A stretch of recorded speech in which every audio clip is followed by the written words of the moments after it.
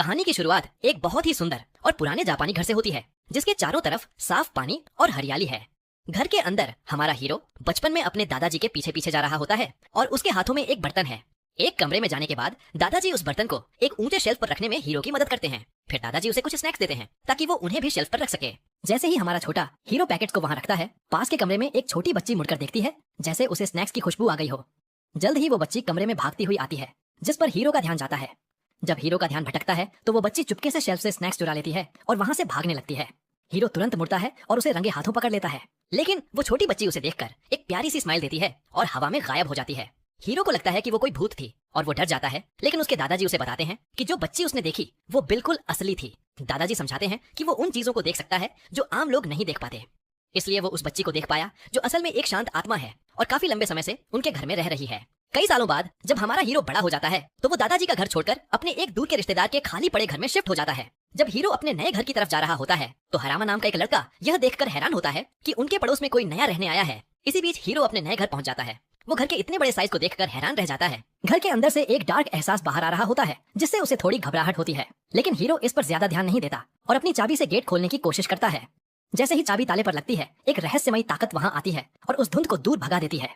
Hero हैरान होकर अपने हाथ में रखे नोट और चाबी को देखता है और पाता है कि उसने पेपर पर जो भी लिखा था वो गायब हो गया है। तभी अचानक से बहुत तेज हवा चलती है और वो नोट उसके हाथों से उड़ जाता है। हवा में उड़ते हुए वो नोट एक सुनसान जगह पर रखे मंदिर के ऊपर गिरता है और फिर उस पर लिखी बाकी चीजें भी पूरी तरह से मिट जाती हैं।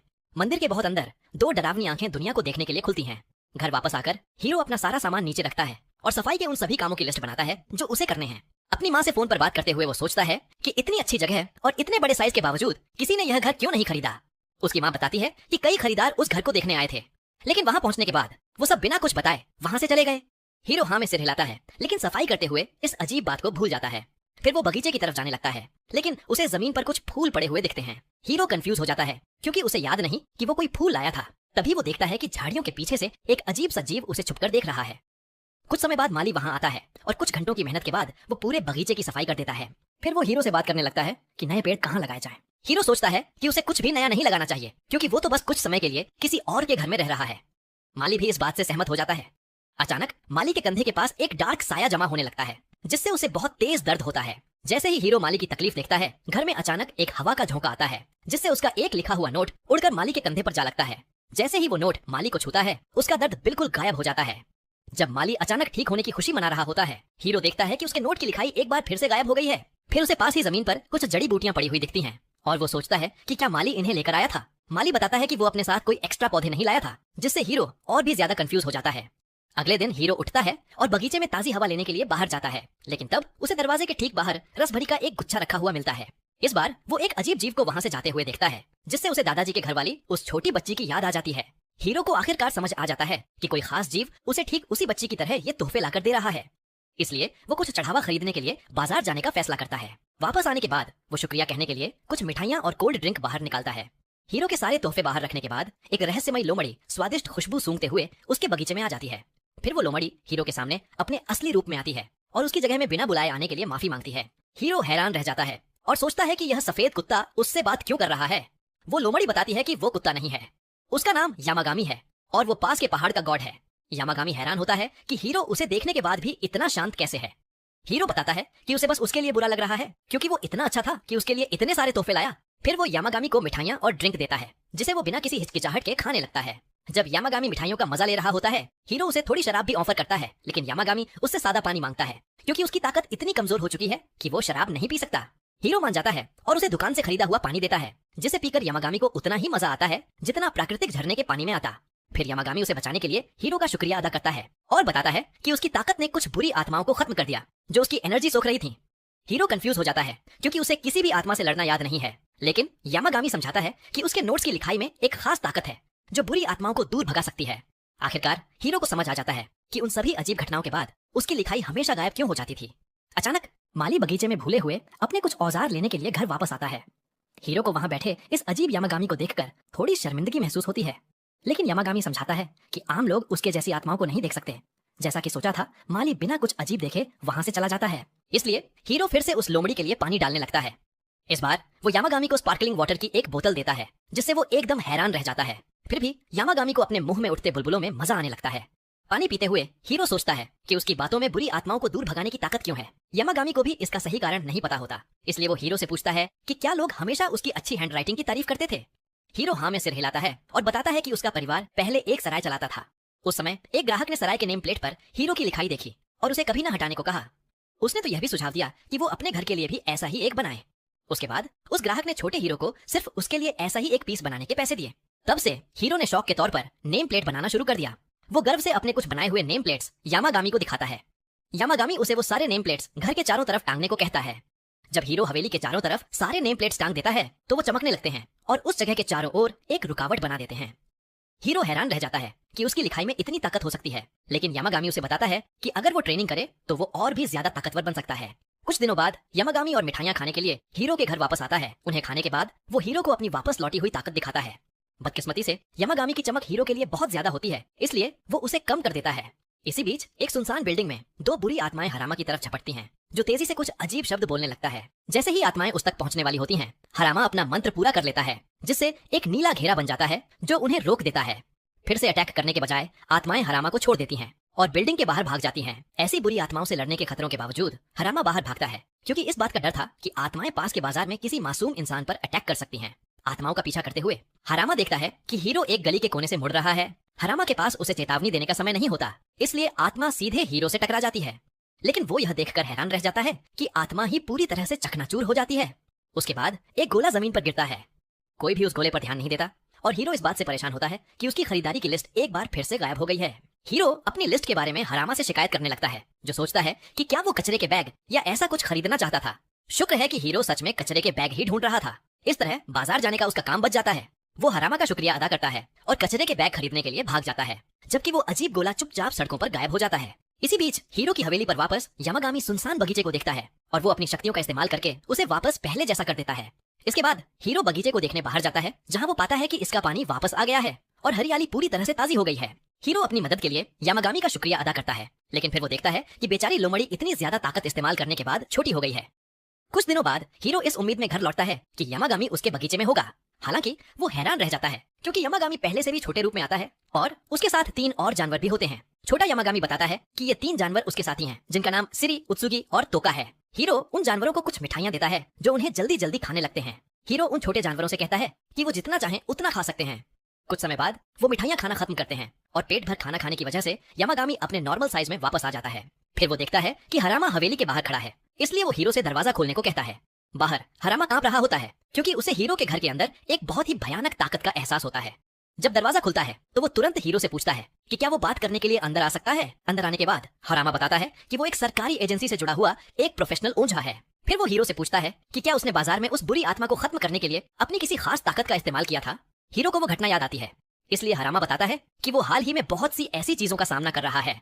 इसलिए हरामा बताता है कि वो आजकल पहले से कहीं ज्यादा बुरी आत्माओं का सामना कर रहा है। अपने काम के लिए वो हीरो से कहता है कि वो अपनी ताकत से उसके लिए एक ताबीज बना दे। हीरो थोड़ा कंफ्यूज हो जाता है, लेकिन यामागामी उसे कहता है कि वो बस उसके लिए एक और खरीदारी की लिस्ट लिख दे। हीरो हरामा से पूछता है कि क्या उसे सच में खरीदारी की लिस्ट चाहिए। ये सुनकर हरामा पूरी तरह से हैरान रह जाता है। हरामा सोचता है कि क्या हीरो की खरीदारी की लिस्ट में कोई खतरनाक गैर कानूनी चीजें हैं। लेकिन जब हीरो चाय और टॉयलेट पेपर जैसी रोजमर्रा की चीजें गिनाने लगता है तो हरामा गुस्से में अपनी चाय थूक देता है। जब हीरो लिस्ट लिखना खत्म करता है तो हरामा ध्यान देता है कि उसमें एक रहस्यमयी ताकत है। इसी बीच हीरो को किसी वजह से बहुत थकान महसूस होती है, तो यामागामी उसे याद दिलाता है कि उसने अभी अभी बहुत सारी ताकत इस्तेमाल की है। आखिरकार हरामा हीरो की उस कीमती खरीदारी की लिस्ट के लिए बहुत सारे पैसों की गड्डी निकाल कर देता है। शुरुआत में हीरो पैसे लेने से मना कर देता है और हरामा को याद दिलाता है कि उसने बस कुछ साधारण से शब्द लिखे हैं।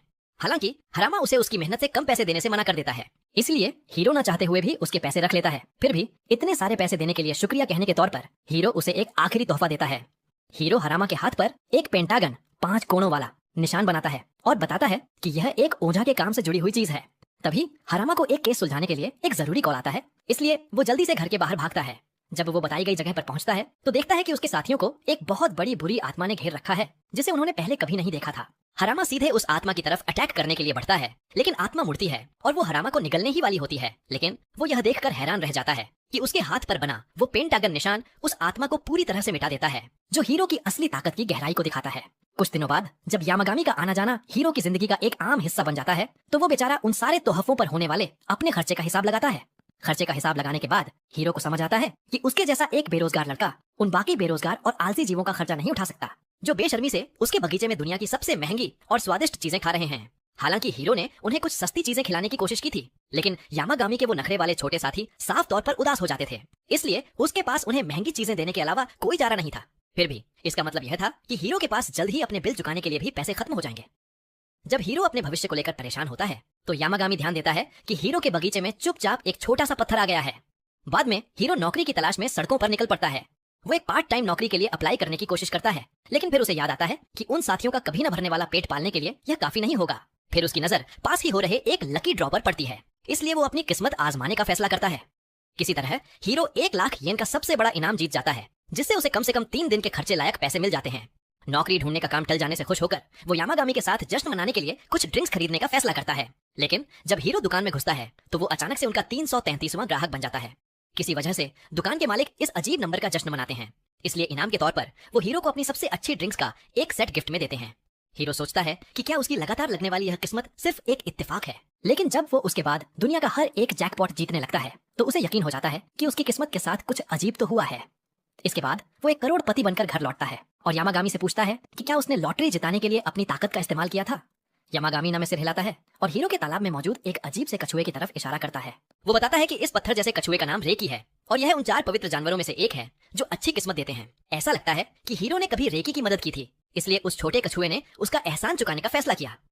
हालांकि हीरो को याद नहीं कि उसने कभी किसी कछुए को बचाया हो। यामागामी बताता है कि उसने बाजार के पास उस बुरी आत्मा को खत्म करके अनजाने में रेकी को उस आत्मा से बचने में मदद की थी। इस बात के बावजूद हीरो को उस कछुए की ताकतों पर शक होता है। अचानक उसे अपनी माँ का फोन आता है, जो उसे बताती है कि वो 10 लाख येन की एक लॉटरी जीत गया है, जिसमें उसने पहले कभी हिस्सा लिया था। आखिरकार हीरो मान लेता है कि रेकी सच में किस्मत चमकाने वाला कछुआ है और उसकी मदद के लिए उसका शुक्रिया अदा करता है। यामागामी बताता है कि रेकी उस तालाब में रहना चाहता है, तो हीरो सोचता है कि उसे वहां रहने की इजाजत दी जाए या नहीं। यामागामी फिर उसे याद दिलाता है कि वो ही इस घर का असली मालिक है, इसलिए फैसला उसे ही करना है, क्योंकि यह छोटा कछुआ बिना कोई काम किए उसे जिंदगी भर ऐश करने में मदद कर सकता है। हीरो आसानी से उसे अपने बगीचे में रहने की इजाजत दे देता है। फिर वो रेकी को उसकी मदद के लिए शुक्रिया कहने के तौर पर कुछ ड्रिंक्स ऑफर करता है। फ्री की ड्रिंक के बारे में सुनकर वो धीमा कछुआ अपना इनाम पाने के लिए तुरंत एक कटोरी के सामने टेलीपोर्ट होकर आ जाता है। हीरो मुस्कुराता है और रेकी से कहता है कि वो जितना चाहे उतना पी सकता है, लेकिन तभी उसके सामने एक चमकता हुआ गोला आता है। जब वो गोला जमीन पर गिरता है तो उसकी चमक खत्म हो जाती है और उसके अंदर बीजों का एक गुच्छा दिखाई देता है। हीरो सोचता है कि ये बीज कहाँ से आए, तो यामागामी बताता है कि ये रेकी की तरफ से एक तोहफा है। फिर जैसे ही हीरो उन बीजों को बोने के लिए तैयार होता है, यामागामी उसे चेतावनी देता है कि वे एक बहुत बड़े पौधे में बदल जाएंगे। अपने बगीचे को बर्बाद होने से बचाने के लिए हीरो बीजों को बोने से पहले यामागामी से किसी सही जगह के बारे में पूछता है। बीजों को बोते समय हीरो सोचता है कि वे असल में कौन सा पौधा बनेंगे, लेकिन यामागामी इसे एक सरप्राइज ही रहने देता है। कुछ दिनों बाद हीरो यामागामी और उसके साथियों के लिए कुछ कुकीज लेकर बगीचे में जाता है। अचानक छत से 2 छोटी आत्माएं झांकती हैं, जिससे बेचारा हीरो बुरी तरह डर जाता है। फिर यामागामी उन्हें फुजिन और रेन के नाम से बुलाता है, इसलिए हीरो समझ जाता है कि वे जापानी कहानियों की हवा और बिजली की मशहूर आत्माएं हैं। हालांकि कहानियों में उन दोनों आत्माओं को काफी डरावना बताया गया था, लेकिन असल जिंदगी में वे काफी क्यूट लग रही थीं। उनकी असली पहचान जानने के बाद हीरो उन्हें कुछ कुकीज देता है, जिसे वे खुशी खुशी ले लेते हैं। फिर वे दोनों यामागामी के लगभग मरने की हालत में पहुंचने का मजाक उड़ाने लगते हैं, लेकिन वो बूढ़ी लोमड़ी गर्व से उन्हें बताती है कि वो इतनी आसानी से कभी नहीं मरेगा। इसी बीच यामागामी के साथी इस बात पर गुस्सा हो जाते हैं कि उन आत्माओं ने उनकी कुकीज चुरा ली। उनके वहां आने के बारे में पूछने से पहले ही वो दोनों जुड़वा गॉड्स बताते हैं कि वे बस हीरो के मशहूर बगीचे को देखने के लिए उत्सुक थे, इसलिए वे उसे देखने के लिए चले आए। फिर वे रेकी को उसकी कटोरी से पीते हुए देखते हैं, इसलिए हीरो उन्हें भी ड्रिंक ऑफर करता है। जब वे दोनों ड्रिंक पी लेते हैं तो फुजिन हीरो को तोहफे के तौर पर हवा की अपनी ताकत देता है। हैरान होकर हीरो सोचता है कि इस ताकत का इस्तेमाल कैसे किया जाए, इसलिए यामागामी उससे कहता है कि वो खुद को हवा का इस्तेमाल करते हुए महसूस करे। यह सुनकर हीरो अपने हाथ बाहर निकालता है और पूरा ध्यान लगाता है। जल्द ही उसी दिशा में एक हल्की हवा बहने लगती है। हालांकि हीरो अपनी इस नई वैक्यूम क्लीनर जैसी ताकत का इस्तेमाल करके खुश होता है। यामागामी बताता है कि वो इसे और भी ज्यादा ताकतवर बनाने के लिए ट्रेनिंग कर सकता है। कहीं और एक अंधेरी बिल्डिंग में हरामा और भी कई बुरी आत्माओं से लड़ रहा होता है। जैसे ही वो एक और आत्मा को खत्म करता है, वो देखता है कि हीरो का बनाया हुआ पेंटागन धीरे धीरे फीका पड़ गया है। हरामा को थोड़ा बुरा लगता है कि उसका वो ताकतवर पेंटागन अब गायब होने वाला है। तभी पास में उसके 2 साथी घबराहट में चिल्लाते हैं। वो मुड़कर देखता है कि आकिजू नाम के एक आदमी को एक बहुत बड़ी बुरी आत्मा ने घेर रखा है। हालांकि आकिजू की पार्टनर होरावा पास ही खड़ी होती है, लेकिन वो उस खतरनाक आत्मा के खिलाफ कुछ भी करने में खुद को कमजोर महसूस करती है। आकिजू उसे मदद के लिए चिल्लाता है, लेकिन तब तक बहुत देर हो चुकी होती है क्योंकि आत्मा अटैक करने के लिए झपट पड़ती है। अचानक हरामा बिल्कुल सही समय पर वहां पहुंचता है और एक खरीदारी की लिस्ट से उस आत्मा को खत्म कर देता है। जब हरामा होरावा को चेक करता है तो आकिजू हरामा के हाथों में उस खरीदारी की लिस्ट को देखकर चिढ़ जाता है। इसके बाद वो होरावा के पास जाता है और उससे पूछता है कि क्या उसे हरामा की उन ताकतवर खरीदारी की लिस्ट के बारे में कुछ पता है। होरावा मानती है कि उसे कुछ नहीं पता, इसलिए आकिजू उस पर गुस्सा हो जाता है वो कंफ्यूज होकर सोचती है कि वो इतना परेशान क्यों है। फिर वो पूछती है कि वो हरामा से इतनी नफरत क्यों करता है, जिससे उसे और भी ज्यादा गुस्सा आ जाता है। फिर भी हुरावा खुद को छुड़ाती है और वहां से चली जाती है, जिससे अकीजू अपने टूटे हुए घमंड के साथ अकेला रह जाता है। कुछ दिनों बाद हीरो अपने बगीचे में बाहर आता है और देखता है कि बाहर बारिश रुक गई है। यमागामी बताता है कि बगीचे पर कोई असर नहीं पड़ा, क्योंकि अंदर रहने वाले सभी जादुई जीवों की एनर्जी ने इसके चारों ओर एक घेरा बना दिया है। फिर हीरो देखता है कि जो बीज उसने बोए थे वे अब एक छोटे पौधे में बदल गए हैं। यामागामी हीरो को बताता है कि इस पौधे को घर का पवित्र पेड़ माना जाएगा और इसका नाम उसके खुद के नाम पर कुसेनिनोई रखा जाएगा। हीरो हाँ में सिर हिलाता है और यामागामी के लिए कुछ और खाने की चीजें निकालने से पहले उस पौधे को पानी देता है। जब वो सफेद लोमड़ी खाना खा रही होती है, हीरो अपने सामान में से पहाड़ पर चढ़ने का कुछ गियर निकालता है। यामागामी सोचता है कि वो कहाँ जा रहा है, इसलिए हीरो बताता है कि वो उसके पहाड़ पर ट्रैकिंग करने जाना चाहता है। हैरान होकर यामागामी उसे चेतावनी देता है कि उसका पहाड़ ट्रैकिंग के लिए कोई आसान जगह नहीं है, लेकिन हीरो को अपने गियर पर पूरा भरोसा होता है। आखिरकार यामागामी उसे अपने पहाड़ पर ट्रैकिंग करने की इजाजत दे देता है, बशर्ते वो उसके मंदिर से ऊपर न जाए। अपनी तैयारियां पूरी करने के बाद हीरो यामागामी के 3 साथियों के साथ होजो पहाड़ पर ट्रैकिंग के लिए जाता है। रास्ते में हीरो को उस मुश्किल रास्ते पर चलने में परेशानी होने लगती है, लेकिन वे तीनों आत्माएं उसका हौसला बढ़ाती हैं। एक लंबी और मुश्किल ट्रैकिंग के बाद हीरो आखिरकार एक खुली जगह पर पहुंचता है, जहां उसे यामागामी का टूटा हुआ पुराना मंदिर दिखाई देता है। तीनों साथी हीरो को समझाते हैं कि उसे कुछ भी साफ करने की जरूरत नहीं है। हालांकि हीरो फिर भी अपने दोस्त को सम्मान देने के लिए उसे ठीक करना चाहता है। उसकी इस लगन को देखकर आत्माएं सामान्य ले जाने और टूटे हुए मंदिर को ठीक करने में उसकी मदद करती हैं। कुछ समय बाद वे मंदिर की सफाई पूरी करते हैं और खाने के लिए बैठ जाते हैं।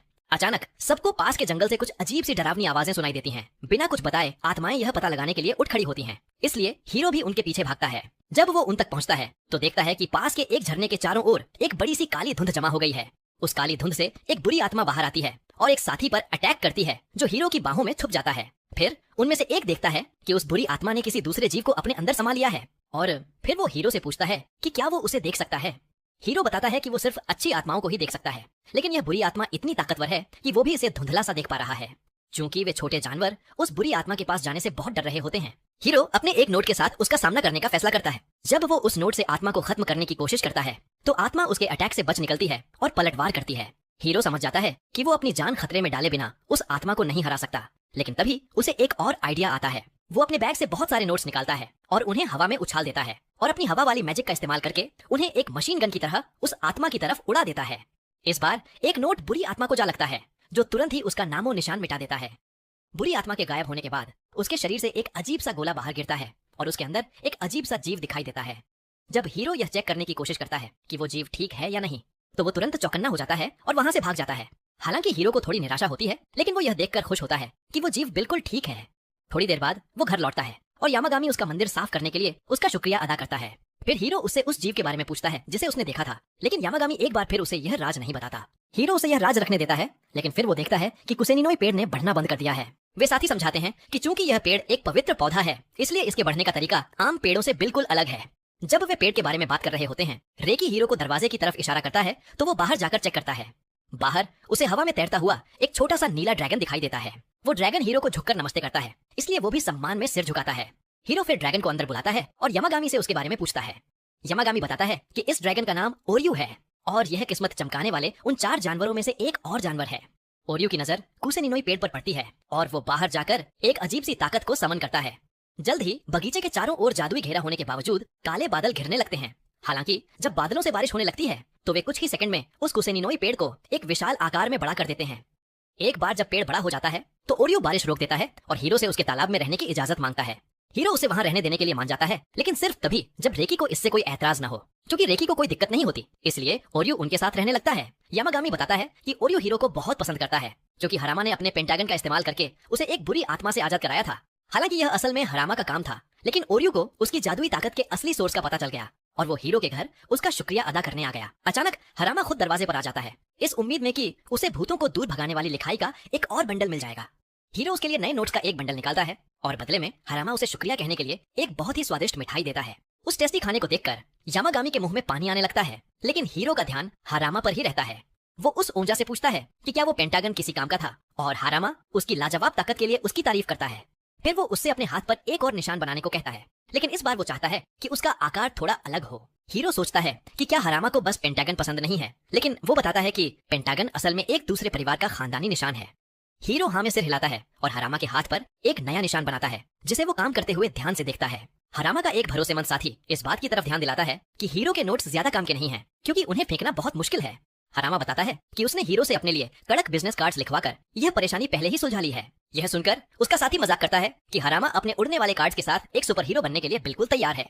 फिर वो सीरियस हो जाता है और उसे चेतावनी देता है कि वो हीरो की पहचान को एक राज ही रखे, क्योंकि कोई भी बुरा इंसान आत्माओं को दूर भगाने वाली उसकी ताकतों का गलत फायदा उठा सकता है। वो बताता है कि अकीजू को पहले ही हीरो के बारे में पता चल गया है, लेकिन उसे उम्मीद है कि वो उसे कोई नुकसान नहीं पहुंचाएगा।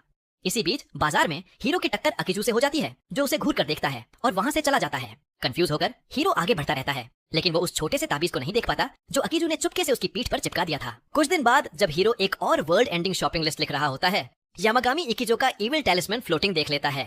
उसकी आंखें नैरो हो जाती हैं, क्योंकि उसे हरामा की वार्निंग याद आ जाती है कि एक कलीग हीरो की मूवमेंट्स ट्रैक कर रहा था।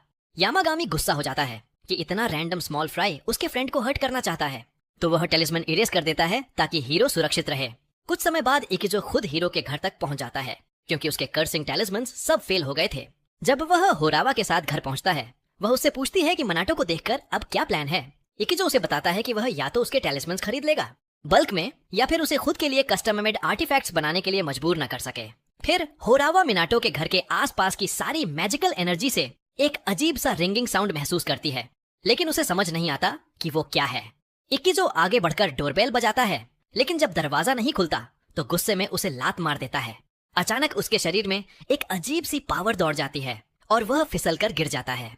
इकिजो उठकर देखता है तो खुद को एक नाइटमेयर जैसे लैंडस्केप में पाता है, जो एक डरावने श्राइन के इर्द गिर्द केंद्रित है। कंफ्यूज्ड होकर वह अपनी होरावा को पुकारता है, लेकिन कोई जवाब नहीं मिलता।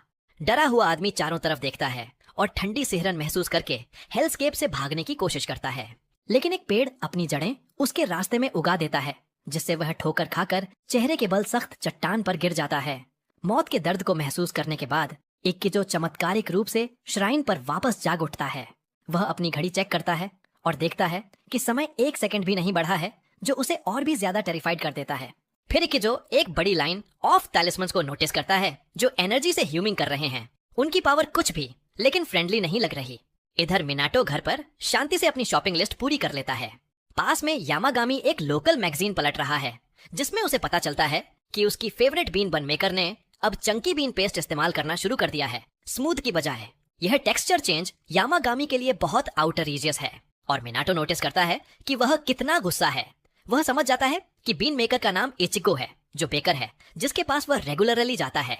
यामागामी के गुस्से को शांत करने के लिए मिनाटो फैसला करता है कि इचिको के पास जाकर उसे और स्मूथ बन बनाने के लिए मनाएगा। रास्ते में यामागामी मिनाटो के साथ ट्रिप पर शामिल हो जाता है, तो मिनाटो को चिंता होती है कि आसपास के लोग नोटिस कर लेंगे। यामागामी उसे रियश्योर करता है कि ज्यादातर लोग उसे देख नहीं सकते, लेकिन फिर भी आसपास के लोग उसकी प्लीजेंट स्मेल और प्रेजेंस नोटिस कर लेते हैं। यामागामी के बन लेने से पहले वे पेट शॉप में कुछ सामान के लिए जाते हैं। यामागामी अपने लिए एक अच्छा डॉग बोल चुनता है, लेकिन मिनाटो को लगता है कि अपने बेस्ट फ्रेंड को स्ट्रे पपी की तरह फीड करना सही नहीं। इसके बजाय वह यामागामी के लिए ज्यादा सूटेबल वेसल खरीद लेता है। सॉफ्ट स्लीपिंग कुशन चुनने से पहले यामागामी कहता है कि उसे कोई बेडिंग नहीं चाहिए, लेकिन जब वह असल में कुशन की सॉफ्टनेस फील करता है तो तुरंत उसे पसंद आ जाता है। मिनाटो नोटिस करता है कि डॉग कुशन उसके लिए छोटा है, तो वह लार्जर वाले का कस्टम ऑर्डर कर देता है। इसके बाद दोनों इचिको की शॉप पर जाते हैं। इचिको मिनाटो को पड़ोसी के रूप में पहचानता है और पूछता है कि क्या वह यामागामी के माउंटेन पर गया है। मिनाटो हाँ में सिर हिलाता है, तो इचिको सीक्रेटली पूछता है कि क्या वह माउंटेन के होली डॉग से मिला है। मिनाटो के पीछे ऑफेंडेड यामागामी इशारा करता है कि वह वुल्फ है। मिनाटो लाइन से बचने का मौका लेते हुए इचिको से कहता है कि वह हाल ही में कोई मैजिक डॉग से नहीं मिला। वह बेकर से पूछता है कि वह क्या कह रहा है, तो इचिको एक्सप्लेन करता है कि वह माउंटेन के होली डॉग से मिल चुका है। बचपन में वह खेलते हुए विशाल माउंटेन में खो गया था। युवा इचिको रास्ता ढूंढने की कोशिश कर रहा था कि वह एक अजीब श्राइन पर पहुंच गया। अचानक एक अजीब डॉग उसके सामने आ गया और उसे डराकर भगा दिया। जहां भी छोटा लड़का भागता, वह डॉग कहीं से भी पॉपअप होकर उसे दूसरी दिशा में डरा देता। केवल तब जब इचिको खुद को माउंटेन के बेस पर पाता है, तो उसे समझ आता है कि डॉग ने उसे रास्ता दिखाकर वापस भेज दिया था। प्रेजेंट में आयो सोचता है कि उसने एक गाइडिंग डेमन डॉग देखा था, जो यामागामी को और भी गुस्सा दिलाता है। फिर भी बेकर एक्सप्लेन करता है कि तब से वह यामागामी का रिस्पेक्ट करता आया है और उसे होली डॉग कहकर तारीफ करता है। मिनाटो स्टोरी से सरप्राइज्ड होता है और एक्ट करता है जैसे वह खुद भी उस डॉग से मिलना चाहता हो। इसके बाद वह यामागामी के साथ स्टोर से निकल जाता है और सोचता है कि आयो कैसे फुल हेल्थ पर वापस आ गया। यामागामी एक्सप्लेन करता है कि हालांकि वह किसी की मौत को डिले नहीं कर सकता, लेकिन कम से कम अपनी एनर्जी से उनकी हेल्थ मेंटेन करने में मदद कर सकता है। चूंकि इचिगो उसके फेवरेट बन बनाता है, इसलिए उसे जरूरत है कि बूढ़ा आदमी बिजनेस में जितना हो सके उतना लंबा टिका रहे। दोनों उन्हें देखते हैं। इचिगो का पोता घर लौट आता है। दोनों एक परफेक्ट फैमिली जैसे लग रहे हैं। इसके बाद मिनाटो घर लौटता है और गार्डन सीलिंग पर विंड चाइम बांध देता है। फिर वह बांध लेने चला जाता है, जबकि यामागामी अनरिलक्टेंटली न्यू चंकी बन ट्राई करता है। खाने से पहले यामागामी याद करता है कि उनके घर के बाहर एक अनप्लीजेंट विजिटर था। इकिजो ने वही नाइटमेयर हेल्थस्केप बार बार एक्सपीरियंस करने के बाद सोचा कि क्या वह हमेशा के लिए ट्रैप हो गया है। आखिरकार अंतहीन टेरर ने उसे ओवरवेल्म कर दिया और आदमी ने हुएवर इस रियल्म को कंट्रोल कर रहा था उसे माफ करने की भीख मांगी, क्योंकि उसने उन्हें गुस्सा दिलाया था। उसकी माफी के साथ यामागामी ने आखिरकार उसे नाइटमेयर से रिलीज कर दिया और इकिजो रियल वर्ल्ड में होश में वापस आ गया। जब वह जागा तो उसने होरावा से पूछा कि वह कितनी देर से उसका इंतजार कर रही थी। होरावा कंफ्यूज्ड लगी, क्योंकि उसे इकिजो के ट्रैप होने के दौरान कोई टाइम पास नहीं हुआ महसूस हुआ। इस बात को सुनकर इकिजो मिनाटो के घर से टेरिफाइड हो जाता है और डरे हुए बच्चे की तरह भाग जाता है। पीछे छूट गई कंफ्यूज्ड होरावा सोचती है कि क्या घर की बेल का इको के टेरर से कोई लेना देना है। इधर यामागामी चंकी बन का पीसफुली एंजॉय करता रहता है।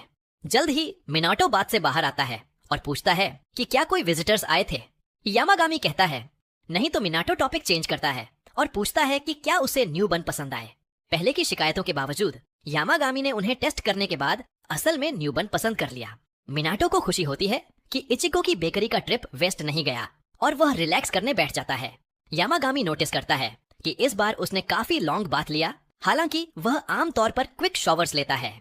मिनाटो एक्सप्लेन करता है कि वह घर पर हॉट स्प्रिंग में रिलैक्सिंग बाथ्स लेने का आदी है, तो वह एक बार फिर उस फीलिंग को एक्सपीरियंस करना चाहता था। यह सुनकर यामागामी थॉटफुल हो जाता है और एक्शन लेने का फैसला करता है। अगले दिन जब मिनाटो गार्डन में बाहर निकलता है तो उसे बर्निंग सल्फर की स्मेल आती है।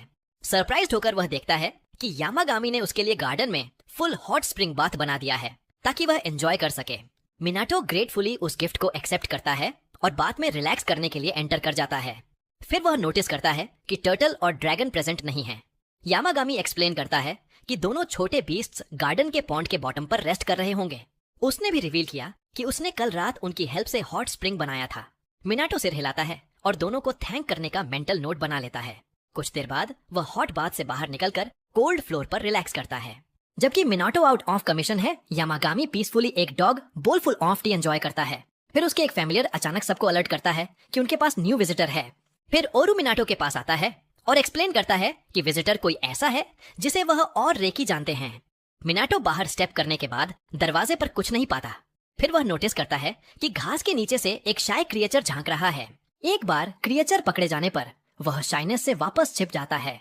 एक फेरेट एक्सप्लेन करता है कि वह घर में एंटर करने की परमिशन मांग रहा है, तो मिनाटो इसे अंदर आने देता है।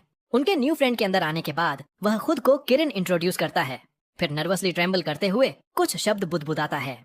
मिनाटो सोचता है कि वह क्या कह रहा है, तो एक फेरेट उसके लिए ट्रांसलेटर बन जाता है। वह एक्सप्लेन करता है कि किरिन उसे एविल स्पिरिट से बचाने के लिए बेहद ग्रेटफुल है। मिनाटो को अपने एक्शंस का ज्यादा कुछ नहीं लगता, लेकिन किरिन अचानक बोल्ड हो जाता है और थैंकिंग शुरू कर देता है इंग्लिश डिक्शनरी से ज्यादा शब्दों के साथ।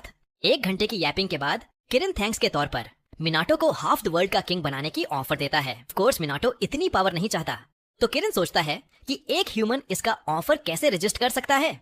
किरिन के मन में ह्यूमंस ग्रीडी क्रिएचर्स हैं जो दूसरी नेशंस पर इन्वेड करते हैं सिर्फ उनके रिसोर्सेस लूटने के लिए, तो उसे लगता है कि मिनाटो उस गिफ्ट को पसंद करेगा। जबकि मिनाटो एक्सप्लेन करने की कोशिश कर रहा है, फूजियन और रॉन किरिन को बताते हैं कि उसके दिल में ऐसी कोई ग्रीड नहीं है। इसके बाद किरिन आखिरकार चला जाता है। मिनाटो अकेला रह जाता है, जो दोनों स्पिरिट्स को हेल्प करने के लिए थैंक्स करता है। मिनाटो फिर नोटिस करता है कि वे पहले से बड़े लग रहे हैं। वे एक्सप्लेन करते हैं कि वे बस अपनी ओरिजिनल साइज पर वापस आ रहे हैं, क्योंकि मिनाटो का गार्डन उनके लिए बेनिफिशियल एनवायरनमेंट है। उसकी हेल्प के थैंक्स में वे एक जायंट रेयर फिश निकालते हैं और उसे स्लाइस करके फीस्ट के लिए तैयार कर देते हैं। फेरेट्स सोचते हैं कि क्या मिनाटो भी ऐसा अमेजिंग कुछ कर सकता है, लेकिन वह अभी इतना स्ट्रांग नहीं है। रेन फिर उसे यामागामी पर अपना विंड पावर ट्राई करने को कहता है, ताकि देखा जा सके कि वह स्ट्रॉन्गर हो गया है या नहीं। मिनाटो यामागामी के सॉफ्ट फर पर जेंटल ब्रीज ब्लो करने के बाद बेचारा वुल्फ अपनी नींद से स्नीज के साथ जाग जाता है। थैंकफुली यामागामी उसके एक्सपेरिमेंट्स को माइंड नहीं करता। राजन नोटिस करता है कि मिनाटो उतना हार्ड नहीं गया जितना वह कर सकता था और रियलाइज करता है कि वह यामागामी को हर्ट करने से डर रहा था। विंड स्पिरिट एक्सप्लेन करता है कि अगर मिनाटो पहले सेफ टारगेट पर अपने पावर्स के फुल लिमिट्स ट्राई कर ले तो वह दूसरों के आसपास उन्हें बेहतर कंट्रोल करना सीख सकता है। जैसे ही मिनाटो उसके शब्दों के बारे में सोचता है, उसे अपनी मॉम से मैसेज मिलता है कि उनके घर का नेम प्लेट फिर से ब्रोकन हो गया। यामागामी सोचता है कि supernatural spirit in strange name plate incidents के पीछे हो सकता है, तो मिनाटो अपने घर में रहने वाले यंग स्पिरिट वॉशी को याद करता है। यामागामी एक्सप्लेन करता है कि मिनाटो के नेम प्लेट्स में स्पिरिट वार्डिंग पावर एक्सपायर हो चुकी होगी, तो उसके घर का पीसफुल स्पिरिट उन्हें ब्रेक करता है रिमाइंडर के रूप में कि उन्हें रिप्लेस करो। ये सुनकर मिनाटो याद करता है कि बचपन में नेम प्लेट्स कितनी बार ब्रोकन हुए थे, तो वह यामागामी की एक्सप्लेनेशन से एग्री करता है। उसके बाद अपनी मॉम के लिए न्यू नेम प्लेट बनाता है। मिनाटो सोचता है कि क्या वह उन्हें इम्प्रूव कर सकता है। यामागामी सोचता है कि वह अपने स्पिरिट वार्डिंग पावर्स को अपग्रेड कर सकता है ताकि अगली बार वह स्ट्रॉन्गर नेम प्लेट्स भेज सके जो काफी लंबे समय तक चले। मिनाटो सोचता है कि पावर कैसे बढ़ाए, तो यामागामी उठकर ट्रेनिंग शुरू करता है। वह एक स्ट्रेंज पोर्टल खोलता है जो सरप्राइज्ड मिनाटो को ट्रीज से भरे फॉरेस्ट में ले जाता है। यामागामी उसे कहता है कि अपनी विंड मैजिक की फुल पावर यूज करो, लेकिन मिनाटो को खूबसूरत ट्रीज को डैमेज करने का बुरा लगता है। यामागामी एक्सप्लेन करता है कि ट्रीज सब फेक हैं, तो उन्हें डिस्ट्रॉय करने में फ्री फील करो। उसकी रिएश्योरेंस के साथ मिनाटो आखिरकार फुल स्ट्रेंथ यूज करने के लिए तैयार हो जाता है। इधर घर के बाहर किरिन मिनाटो के लिए दुरियन गिफ्ट लेकर वापस आ जाता है। वह फाउल स्मेलिंग फ्रूट को जमीन पर छोड़ देता है, तो दोनों रेकी और ओरू उसे स्मेली ट्रैश पीछे छोड़ने के लिए चिल्लाने लगते हैं। किरिन ऑफेंडेड हो जाता है कि उन्होंने उसके प्रेशियस गिफ्ट को रिजेक्ट कर दिया, लेकिन वह अनरिलेक्टेंटली मेंशन छोड़ देता है। फॉरेस्ट में वापस यामागामी देखता है कि मिनाटो हाथ आगे करके कंसंट्रेट कर रहा है। इस बार वह एक पावरफुल विंड रिलीज करता है जो स्ट्रॉन्ग ट्रीज को भी हिला देता है, लेकिन अचानक उसका शरीर जवाब दे जाता है और वह सारे स्ट्रेन से कोलैप्स हो जाता है। इसके बाद वह घर में जागता है और यामागामी एक्सप्लेन करता है कि उसका बॉडी अपने फुल पावर को हैंडल नहीं कर पाया। तब से मिनाटो यामागामी के साथ ट्रेनिंग शुरू कर देता है ताकि अपनी विंड मैजिक और स्टेमिना को स्ट्रेंथन कर सके। एक बार उसकी पावर स्ट्रॉन्गर हो जाने पर वह अपनी मॉम के लिए एक्स्ट्रा स्पिरिट वार्डिंग स्ट्रेंथ वाली न्यू नेम प्लेट बनाता है। जबकि मिनाटो गिफ्ट घर भेजने की तैयारी कर रहा है, हरामा कहीं और न्यू थ्रेट का सामना कर रहा है।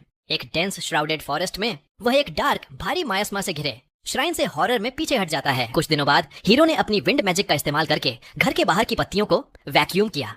यामागामी ने गौर किया कि विंड मैजिक पर उसका कंट्रोल काफी सुधर गया है, लेकिन हीरो को नहीं लगा कि वह फुजेन के मुकाबले कुछ खास है। हालांकि फुजेन ने खुद माना कि वह बहुत अच्छा कर रहा है। उसे लगा कि जल्द ही हीरो इतना मजबूत हो जाएगा कि वह बवंडर का इस्तेमाल करके अपने दुश्मन के घरों को तबाह कर सके, लेकिन हीरो ने उसे भरोसा दिलाया कि वह अपनी शक्तियों का दुरुपयोग नहीं करेगा। फिर रान ने पूछा कि क्या हीरो को बिजली की शक्ति भी चाहिए, लेकिन उसने मना कर दिया। ऑफर ठुकराने के बाद हीरो ने देखा कि यामागामी के सेवक गायब हैं। बूढ़े भेड़िए ने बताया कि चूंकि उसके तीनों सेवक तब बेकार साबित हुए थे जब हीरो का पहाड़ पर बुरी आत्मा से सामना हुआ था, इसलिए उसने उन्हें ट्रेनिंग के लिए भेज दिया है। इस बीच एक बड़े पेड़ के नीचे तीनों फेरेट्स खर्राटे ले रहे थे। वे मामूली ट्रेनिंग ड्रिल से ही थक चुके थे। कुछ समय बाद हीरो ने सबके खाने के लिए कुछ शकरकंद भूने। जब यामागामी और ओरियो आलू का आनंद ले रहे थे, तब हीरो ने रेकी को भी एक ड्रिंक दिया। फिर उसने फुजिन और रान से भी पूछा कि क्या वे शकरकंद खाना चाहेंगे। उन दोनों आत्माओं ने मना कर दिया और गर्व से दावा किया कि वे पलक झपकते ही अपने आलू खुद पका सकते हैं। दिखाने के लिए फुजिन ने कुछ कच्चे शकरकंद हवा में उड़ाए, जबकि रायन ने उन्हें पकाने के लिए अपनी बिजली से जलाया। हालांकि वे दोनों अपनी रचना पर गर्व कर रहे थे, लेकिन हीरो ने गौर किया कि उन्होंने स्वादिष्ट आलू को पूरी तरह से जला दिया था। अचानक एक अजीब लाल फल हीरो के पैर के पास लुढ़क कर आया। उसने फल को देखा और समझ गया कि किरण एक बार फिर एक अजीब तोहफे के साथ आया है। हीरो ने किरण को धन्यवाद दिया और उससे कुछ शकरकंद खाने को कहा, लेकिन वह बेचारा जीव डर गया कि कहीं हीरो उसे भी उसके हाथ वाले आलू की तरह जला तो नहीं देगा। डरे हुए किरण के भागने के बाद हीरो सोचने लगा कि उसे क्या पसंद है, और यामागामी से पता चला कि वह बियर पसंद करता है। तभी दरवाजे की घंटी बजी। हीरो बाहर गया और देखा कि हारा थका हारा खड़ा है। बोलने में असमर्थ वह थका हुआ आदमी हीरो की बाहों में गिर पड़ा।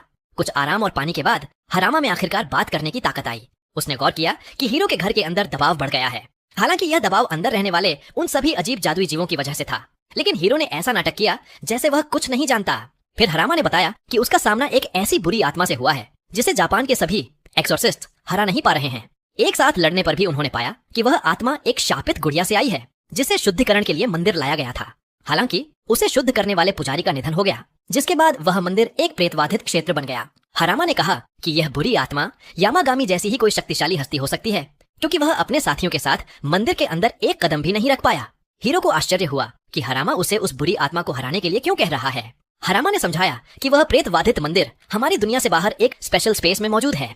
हरामा अंदाजा लगा सकता था कि हीरो यामागामी जैसे रहस्यमयी जीवों को देख सकता है, इसलिए उसे पूरा भरोसा था कि वह उनकी शक्ति से उस मंदिर में प्रवेश कर सकता है। यह सुनकर कि हरामा उसकी शक्तियों का उपयोग करना चाहता है, यामागामी क्रोधित हो गया और उसने हरामा पर भारी दबाव डाल दिया। शुक्र है कि हरामा को ज्यादा सदमा पहुंचने से पहले ही तीनों फेरेट्स ने यामागामी से शांत होने को कहा। फिर हीरो ने यामागामी से पूछा कि क्या वह हरामा की मदद करने को तैयार है। गुस्से में लाल भेड़िया मदद के लिए राजी तो हुआ, लेकिन एक सख्त शर्त पर।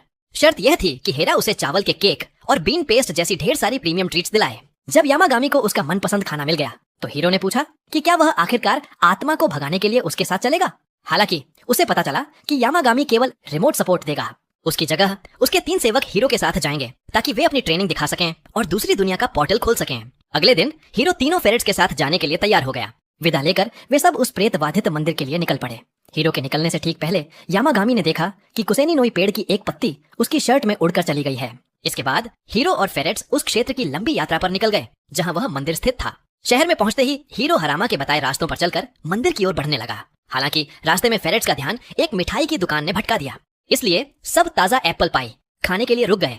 जब वे तीनों लंच कर रहे थे, हीरो ने पास ही एक कौवे को उन पर चिल्लाते हुए देखा। एक फेरेट ने समझाया कि यह कौवा उन्हें रास्ता दिखा रहा है, इसलिए हीरो उसे फॉलो करने के लिए उठ खड़ा हुआ। कुछ देर चलने के बाद वे एक ऐसे क्षेत्र में पहुंच गए जहां काले कोहरे की वजह से भारी दबाव था। मंदिर पहुंचने के बाद हीरो मंदिर के गेट के ठीक सामने वाली सीढ़ियों पर चढ़ने वाला पहला व्यक्ति था। हीरो ने गौर किया कि सभी कौवे अंदर के भारी मियास्मा से बच रहे थे। फिर उसने हरामा को फोन करके बताया कि वह पहुंच गया है। हरामा, जो अपने साथियों के साथ मंदिर के पीछे के हिस्से में इंतजार कर रहा था, उसने पुष्टि की कि वह भी वहीं मौजूद है। जब उसका एक दोस्त अंदर जाने की कोशिश करता है तो वह हीरो को बताता है कि वे एक कदम भी करीब नहीं जा पा रहे हैं। हरामा ने हीरो को आगे बढ़ने के लिए कहा, लेकिन उसने यह भी याद दिलाया कि अगर कुछ गलत हुआ तो वह अपनी जान बचाकर भाग जाए। हीरो मान गया और गेट की ओर बढ़ा, लेकिन गेट ने उसके हाथ को एक जोरदार ताकत से पीछे धकेल दिया। अंदर घुसने में मदद करने के लिए तीनों फेरेट्स ने अपनी शक्तियों को मिलाया और गेट को एक जादुई पोर्टल में बदलने के लिए मजबूर किया। दरवाजा खुलने के साथ ही वे सब अंदर चले गए। जल्द ही वे मंदिर की मुख्य इमारत में पहुंचे, जहां फेरेट्स ने देखा कि अंदर ढेर सारी गुड़िया रखी हुई थीं। इससे पहले कि वे और करीब जाते, एक बुरी आत्मा की डरावनी फुफकार सुनाई दी। सभी फेरेट्स दुश्मन पर अपने दांत पीसने लगे, लेकिन उसने मंदिर की दीवारों को तोड़ दिया और उन पर काले टेंटेकल्स से हमला कर दिया। अचानक हुए हमले से चौंककर हीरो ने एक शॉपिंग लिस्ट का इस्तेमाल करके उन टेंटेकल्स को रोका और फेरेट्स की रक्षा की। उसे हराने के बाद ढेर सारी गुड़िया फर्श पर बेजान होकर गिर पड़ी। फिर घर से और भी गुड़िया बाहर आईं, तो फेरेट्स उनसे निपटने के लिए कूद पड़े। उन 3 गुड़ियों को हराने के बाद उत्सुकी कुछ ज्यादा ही घमंडी हो गया और उसका ध्यान इस पर नहीं गया कि उनमें से एक अभी भी हिल रही थी। उस गुड़िया ने उसे अचानक पकड़ लिया और उसे अपने बालों में फंसा लिया, लेकिन किस्मत से सिरी ने उन्हें काट दिया। उत्सुकी के बाल बचने के बाद सबने राहत की सांस ली। बदकिस्मती से वे आराम नहीं कर पाए, क्योंकि मंदिर से असली बॉस गुड़िया आखिरकार प्रकट हुई, जिसके शरीर पर बहुत सारा अंधेरा जमा था।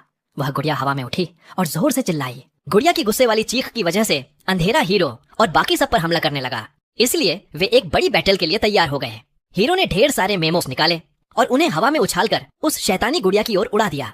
हालांकि यह गुड़िया बहुत शक्तिशाली थी और उसने उन जादुई तावीजों टैलिस्मन्स को ऐसे चीर दिया जैसे वे साधारण शॉपिंग लिस्ट हों। फिर उस गुड़िया ने फेरेट्स को दूर पटक दिया और अपना पूरा अटैक हीरो पर केंद्रित कर दिया। उसने उसे बालों की एक मोटी दीवार में फंसा लिया और पूरी ताकत से उसका गला घोंटने लगी। तो हीरो को लगा कि अब वह सीधा हेवन जाने वाला है। इसी समय यामागामी ने फेरेट्स के साथ अपने कनेक्शन के जरिए हीरो की हालत देख ली। अचानक उसकी आंखें शक्ति से चमक उठीं और तीनों फेरेट्स ने हीरो को आवाज दी। वे तीनों भी यामागामी जैसी ही रोशनी से चमकने लगे। फिर सफेद भेड़िया जोर से दहाड़ा और जल्द ही फेरेट्स ने भी वैसा ही किया। अपनी मिलीजुली शक्तियों से उन्होंने उस शैतानी गुड़िया को हरा दिया, जिसने हीरो को छोड़ दिया और जमीन पर गिर पड़ी।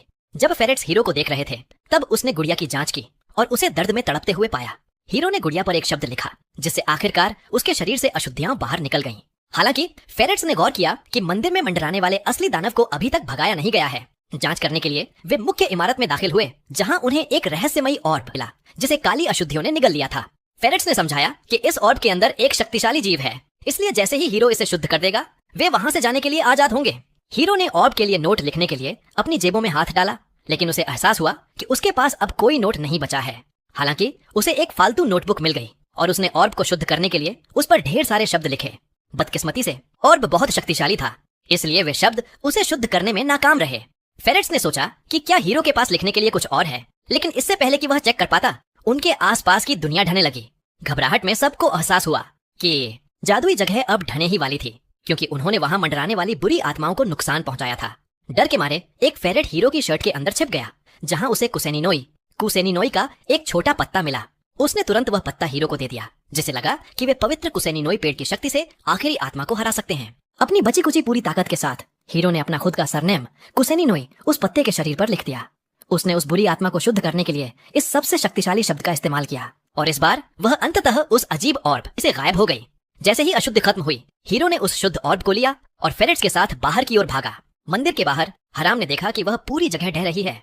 उसने हीरो की मदद के लिए अंदर जाने की कोशिश की, लेकिन होरावा ने उसे रोक दिया क्योंकि इसका कोई फायदा नहीं होता।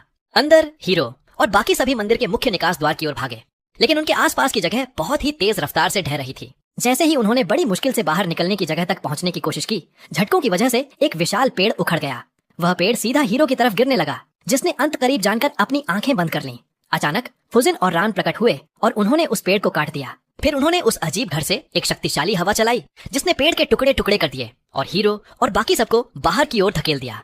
इसके बाद वे सब फिर से असली दुनिया में जाग गए। फेरेट्स हैरान थे कि उन्हें किसने बचाया, क्योंकि उन्होंने किसी को देखा नहीं था। तभी फुजेन और राउन दोनों सामने आए और उन दोनों आत्माओं ने हीरो को उनकी मदद की जरूरत पड़ने पर चिढ़ाया। उसने उन्हें परेशानी में डालने के लिए माफी मांगी। कुछ समय बाद हराम ने हीरो को उसकी इतनी बड़ी मदद के लिए तहे दिल से धन्यवाद दिया। हीरो ने उसे पूरे गैंग के साथ घर के अंदर बारबेक्यू के लिए बुलाया, लेकिन हयामा ने मना कर दिया क्योंकि वह व्यस्त था। जाने से पहले उसने हीरो को प्रीमियम ट्रीट्स का एक और बैग दिया, जिसे हीरो ने अंदर बारबेक्यू खा रहे सभी लोगों को दे दिया। जबकि बाकी सब स्वादिष्ट दोपहर के भोजन का आनंद ले रहे थे, हीरो ने फुइगेन और राइन को कुछ ड्रिंक्स दिए जो उसके बाथ में आराम कर रहे थे। उसके पीछे से किरण ने भी अपना सिर बाहर निकाला तो हीरो ने उसे भी एक ड्रिंक दिया। खुश होकर किरण ने उसे बदले में एक और डुरियन फल दिया, लेकिन रेकी अचानक कहीं से आ गया और उस बदबूदार फल को फेंक दिया। वे दोनों फल के स्वाद को लेकर आपस में बहस करने लगे। तभी ओरियो बीच में कूद पड़ा और रेकी का साथ देने लगा। जब तीनों आत्माएं बहस कर ही रही थीं, तब फेरेट्स ने हीरो को उसका अजीब ऑर्ब देखने के लिए बुलाया। जैसे ही हीरो ने देखा, वह ऑर्ब चमकने लगा और एक छोटे चूजे में बदल गया। यामागामी ने बताया कि इस चूजे को होलो कहा जाता है और यह रेकी और अन्य भाग्यशाली आत्माओं का आखिरी सदस्य है। हीरो ने नन्हे होलो का अपने घर में स्वागत किया और चूजे ने अपने पंख ऐसे फैलाए जैसे वह पहले से ही अपने घर पर हो। कुछ देर बाद यामागामी हीरो के घर फ्रूट बंस एंजॉय करते हुए रिलैक्स कर रहा था। दोनों रिलैक्स करते हुए हो बर्ड को दूसरे बर्ड्स को सिंगिंग सिखाते देख रहे थे। बर्ड्स क्यूट किड्स की तरह खेल रहे थे, लेकिन हो अपने स्टूडेंट्स को सीरियस पॉइंटर्स दे रहा था ताकि उनकी सिंगिंग टेक्निक बेहतर हो। ज्यादातर बर्ड्स ने ब्यूटीफुल सॉन्ग गाया, लेकिन एक बर्ड शर्मीला था और उसका परफॉर्मेंस पूरी तरह मिस हो गया। इससे हो गुस्सा हो गया, लेकिन फिर ग्रेशियसली दूसरा सॉन्ग गाकर उसे सिखाने लगा। ये सीन देखकर यामागामी और हीरो मुस्कुराए। उन्हें खुशी हुई कि उनके फ्रेंड्स आसपास इतने पॉपुलर हो गए हैं। ओरियो, रेकी और किरण पीसफुल गार्डन में रिलैक्स कर रहे थे, लेकिन किसी ने ध्यान नहीं दिया कि स्काई में स्ट्रेंज पोर्टल खुल गया है। दूसरी तरफ हरमा इन्फेक्टेड एरिया में इविल स्पिरिट से बैटल कर रहा था। एक को डिफीट करने के बाद उसने अपने पार्टनर कात्सुरागी से पूछा कि एरिया क्लियर हो गया है क्या। कात्सुरागी ने बताया कि अभी बहुत काम बाकी है, क्योंकि स्पेशल फेस्टिवल की वजह से इविल स्पिरिट्स की संख्या बढ़ गई है। हरामा माना इस्तेमाल करके थक गया था। कात्सुरागी ने अपने शार्क और पेंगुइन स्पिरिट से कवर किया और कुछ और इविल स्पिरिट्स को डिवावर कर दिया। स्पिरिट्स को डिफीट करने के बाद कात्सुरागी रिलैक्स हो गया। हरामा को अनदर इविल स्पिरिट अटैक की नोटिफिकेशन मिली और वो इन्वेस्टिगेट करने चला गया। टाउन में हीरो शॉप से स्वीट्स खरीदकर बाहर आया। उसे देखकर स्ट्रीट के लोग बातें करने लगे जैसे वो कोई बर्ड विस्परर हो। हीरो कंफ्यूज्ड हो गया। तभी अलग अलग बर्ड्स फ्लॉक करने लगे अपने सुपरस्टार हो से मिलने। हीरो उनकी विस्परिंग इग्नोर करके चलता रहा। फिर उसे अपना गार्डनर मिला जिसने अपना 25th स्टैच्यू पूरा कर लिया था। हीरो ने उसकी वर्क की तारीफ की। गार्डनर ने बताया कि हीरो के घर आने से उसे ज्यादा एनर्जी मिल गई है। फिर अचानक सब तरफ बर्ड्स देखकर वो सरप्राइज्ड हो गया। हीरो वहां से भाग गया ताकि सस्पेशन न हो। घर पहुंचकर यामागामी के फेमिलियर्स ने उसे बताया कि एवरीवेयर स्ट्रेंज पोर्टल्स खुल रहे हैं। यामागामी ने कहा, पैनिक मत करो। वो जानता था कि उसके मिनियंस अकेले हैंडल नहीं कर पाएंगे। यामागामी स्काई में जंप करके रोग डोमेन्स को हैंडल करने चला गया। जैसे ही हीरो घर के करीब पहुंचा, उसने देखा कि सारे बर्ड्स चले गए हैं। तभी फुजिन और रॉन प्रकट हुए और कहा, जल्दी घर जाओ। हीरो ने पूछा क्यों, तो उन्होंने बताया कि लेटली इविल स्पिरिट्स रैम्पेंट हो गए हैं। साथ ही कई abandoned divine realms randomly pop up हो रहे हैं जो ह्यूमंस के लिए सीरियस डेंजर हैं। बात करते हुए उनके ऊपर स्काई में एक डोमेन प्रकट हो गया। रैन ने उसे जैप करके डिस्ट्रॉय कर दिया। फुजिन ने समझाया कि डिवाइन रेल्म्स स्काई, ग्राउंड या वाटर कहीं से भी अपीयर हो सकते हैं। उन्होंने हीरो को डोमेन्स के आसपास एक्स्ट्रा केयरफुल रहने की वार्निंग दी। हीरो ने पूछा क्यों। उन्होंने बताया कि हीरो पहले से ही मिथिकल क्रीचर्स के बहुत करीब है, इसलिए डेंजरस डोमेन्स हीरो की तरफ ज्यादा अट्रैक्ट होते हैं, क्योंकि हीरो खुद डिवाइन डोमेन में रहता है और यामागामी के हॉट स्प्रिंग एंजॉय करता है। अगर रोग डोमेन में फंस गया तो बाहर निकलना मुश्किल होगा। जाने से पहले स्पिरिट्स ने बताया कि Yamagami personally abandoned divine realms को डिस्ट्रॉय करने में लगा है। बाहर यामागामी डिवाइन डोमेन्स को ट्रैक कर रहा था उसे पता चला कि अकेले हैंडल करना बहुत मुश्किल है, इसलिए उसने फेमिलियर्स के साथ स्प्लिट करके ज्यादा ग्राउंड कवर किया। टाउन में हीरो को एक अबैंडन्ड श्राइन मिला। अननोन वॉइस ने उसे स्टॉप करने को कहा, लेकिन हीरो ने सोचा हो ने कहा होगा। हो ने कहा, उसने कुछ नहीं कहा। हीरो ने वार्निंग इग्नोर करके श्राइन के करीब गया। अचानक पोर्टल खुल गया और उसे अंदर खींचने लगा। हीरो रेजिस्ट नहीं कर पाया, लेकिन हो ने प्रोटेक्ट करने के लिए जंप कर लिया। Red chicken suddenly majestic Phoenix में ट्रांसफॉर्म हो गया और पोर्टल की तरफ स्क्रीच किया, लेकिन हो ट्रांसफॉर्मेशन सस्टेन नहीं कर पाया। वो फिर चिकन बन गया और हीरो के साथ पोर्टल में सख्त हो गया। उसी समय यामागामी को हीरो की प्रेजेंस गायब होने का पता चला। कुछ मिनट्स बाद हीरो नई रेल्म में जागा, लेकिन फॉरेन रेल्म की एनर्जी से उसे सिकनेस हो रही थी। वो एग्जिट ढूंढने लगा। रास्ते में उसे वुडन क्रेट्स मिले। हीरो को यामागामी की एडवाइस याद आई कि डिवाइन डोमेन अपने क्रिएटर की साइकी को रिफ्लेक्ट करता है। अगर डोमेन स्पेशल साइंस दिखाने लगे तो मतलब क्रिएटर कंफर्टेबल फील कर रहा है। रास्ते पर चलते हुए हीरो को स्मॉल क्रेविस मिला। वो क्रेविस में घुसा तो एटमॉस्फेयर पीसफुल से क्रीपी हो गया। डार्क केव की गहराई में हीरो ने एक वुमन को पेन में सोते हुए देखा। उसे समझ आ गया कि ये डोमेन की क्रिएटर है। सडनली वुमन उठी और स्टफी एयर की शिकायत करने लगी। उसे पता था कि घर को एयर आउट करना चाहिए, लेकिन वो लेजी थी और उठकर क्लीन करने का मन नहीं कर रहा था। हीरो ने पूछा, क्या वो क्रिएटर है? वुमन ने हाँ कहा। वो हैरान थी कि हीरो इतने पावरफुल क्रीचर के साथ क्यों आया है। वुमन ने कहा उसने हीरो को समन नहीं किया। हीरो ने बताया कि वो रैंडमली उसके डोमेन में सख्त हो गया। वुमन ने कहा उसने डोमेन का एंट्रेंस नहीं खोला। हीरो ने बताया कि उसके वर्ल्ड में प्लेंटी अबैंडन्ड डिवाइन डोमेन्स खुल रहे हैं। वुमन घर में लिविंग थी। वो सोचने लगी कि हीरो को कैसे पता चला।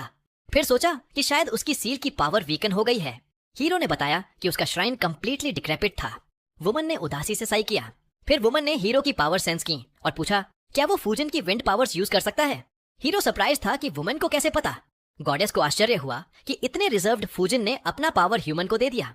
वुमन मुस्कुराई और हीरो से कहा कि विंड पावर से केव को वेंटिलेट कर दो। हीरो कंफ्यूज्ड था। वुमन ने समझाया कि अंदर विंड ब्लो करके एयर फ्रेश कर दो।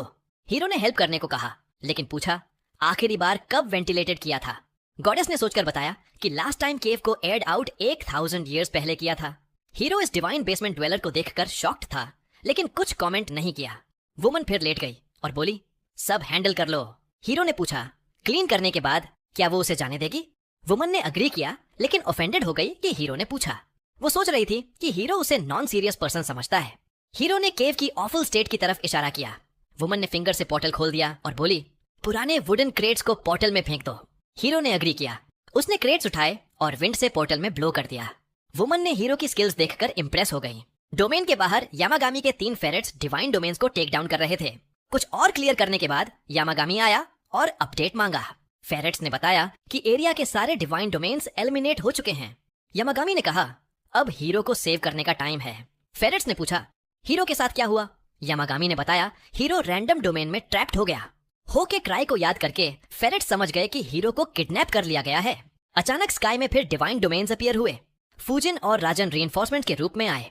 यामागामी ने फेमिलियर्स को हीरो की मदद करने को भेजा। वे जाते ही यामागामी ने पावर बर्स्ट से रोर किया और नए डोमेन्स डिस्ट्रॉय कर दिए। स्पिरिट्स ने यामागामी की पावर की तारीफ की। वे पूछने लगे कि पीक स्ट्रेंथ पर क्या वो माउंटेन इरप्ट कर सकता है। यामागामी ने याद दिलाया कि लास्ट इरप्शन 500 ईयर्स पहले हुई थी। डोमेन के अंदर हीरो ने लेजी गॉडेस की केव क्लीन कर दी। डन होने पर उसने गॉडेस से पूछा रूम ठीक लग रहा है क्या। गॉडेस ने आंखें खोली तो क्लीन देखकर सरप्राइज्ड हो गई। फिर भी बोली एयर अभी थोड़ा स्टफी है। हीरो ने पॉकेट से कुछ लीव्स निकाले। गॉडेस ने पूछा ये क्या है। हीरो ने बताया ये गार्डन के सेक्रेड ट्री के लीव्स हैं। हीरो ने लीव्स को एयर में उड़ा दिया। वे तुरंत डार्क मियास्मा को क्लियर कर गए। गॉडेस फिर हीरो की एबिलिटी से इंप्रेस हो गई। हीरो ने बताया कुसेनिनोई लीव्स में ग्रेट पावर है, इसलिए वो हर जगह ले जाता है। आखिर गॉडेस उठी और हीरो को थैंक्स किया जॉब वेल डन के लिए। उसने हीरो से कुछ और कुसेनिनोई लीव्स मांगे। हीरो ने एक दे दिया। गॉडेस ने लीव की फ्रेग्रेंस अप्रिशिएट की और थैंक्स में हीरो को अपनी पावर ग्रांट करने को कहा। उसने हीरो के हेड की तरफ पॉइंट किया और स्ट्रेंज पावर ट्रांसफर कर दी। हीरो ने पूछा क्या किया। गॉडेस ने बताया कि सीलिंग पावर दी है। हीरो पूछने लगा अब क्या सील कर सकता है। गॉडेस ने समझाया कि वो इनविजिबल थिंग्स सील कर सकता है। इमोशंस, रिग्रेट्स और सुपरनैचुरल पावर्स को किसी भी चीज में सील कर सकता है। हीरो को समझ आ गया कि गॉडेस के डोमेन में इतने क्रेट्स क्यों थे। उसने बताया क्रेट्स में peoples unresolved dreams, regrets, powers और बर्डन्स थे। फिर बोली क्रेट्स में सील करने की जरूरत नहीं, हीरो किसी भी चीज में सील कर सकता है। ये पावर यूज करना कंप्लीटली ऑप्शनल है। गॉडेस ने वार्निंग दी कि जब तक ट्रेनिंग नहीं कर लेगा तब तक पावर राइट कंडीशंस में ही एक्टिवेट होगी। एक्सप्लेनेशन के बाद गॉडेस फिर सोने के लिए लेट गई। हीरो पैनिक हो गया और याद दिलाया कि अभी एग्जिट नहीं दिखाया, लेकिन गॉडेस पहले ही सो चुकी थी। हीरो ने सोचा वेक करे, लेकिन कर्टसी में डिस्टर्ब नहीं करना चाहा। लकीली फेरेट्स ने डोमेन के अंदर पोर्टल खोल दिया। हीरो उनके साथ बाहर आ गया। बाहर हीरो ने थैंक्स किया लाइफ सेव करने के लिए। फेरेट्स ने सॉरी कहा कि लेट हो गए क्योंकि सिटी में दूसरे डिवाइन डोमेन्स हैंडल कर रहे थे। हीरो ने बताया कि डोमेन के अंदर वाले पर्सन से सीलिंग पावर मिली है। सीलिंग सुनकर फेरेट्स समझ गए कि डोमेन की ओनर अमितारासु है। हीरो शॉक्ड था क्योंकि अमितारासु बहुत फेमस डीटी है, लेकिन पर्सनली कंप्लीटली डिफरेंट लग रही थी। हीरो ने पूछा फेरेट्स को उसका लोकेशन कैसे मिला। उन्होंने बताया हो के क्राई से ट्रैक किया।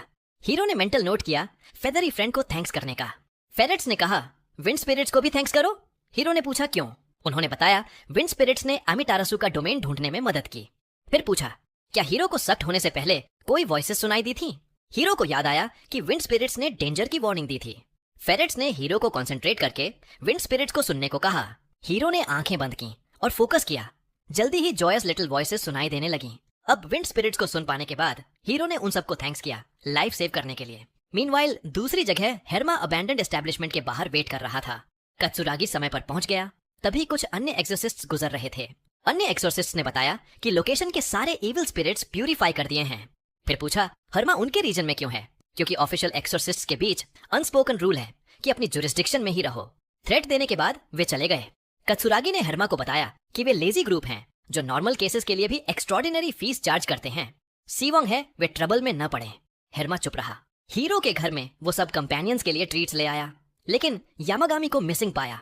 ढूंढने के बाद चारों तरफ देखते हुए मिनाटो को अचानक पता चलता है कि यामागामी अपने छोटे चीबी साइज में वापस से उड़ गया है। यामागामी बताता है कि डोमेन्स को हराने में उसने बहुत ज्यादा पावर यूज कर ली थी, इसलिए मिनाटो उसे जल्दी से खाना खाकर अपनी स्ट्रेंथ रिस्टोर करने को कहता है। छोटे वुल्फ को खाते हुए देखकर मिनाटो सोचता है कि वो काफी क्यूट लग रहा है, लेकिन यामागामी मस्ती में उसे चेतावनी देता है कि उसके साथ खेलने की कोशिश मत करना। सब्सक्राइब कर लो ताकि अगला पार्ट मिस न हो और अगला वीडियो देखने के लिए तैयार रहो।